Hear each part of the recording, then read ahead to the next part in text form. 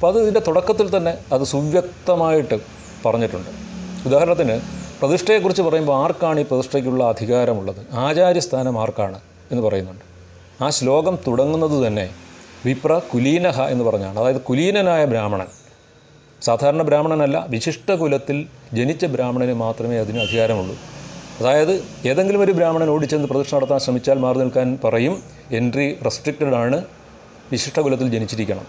ഇനി ഏതെങ്കിലും ഒരു ബ്രാഹ്മണന് ഞാൻ കർമ്മം കൊണ്ട് വിശിഷ്ടനായി മാറി എന്ന് അവകാശപ്പെട്ടാലും രക്ഷയില്ല, അങ്ങനെ തന്നെ ജനിച്ചിരിക്കണം.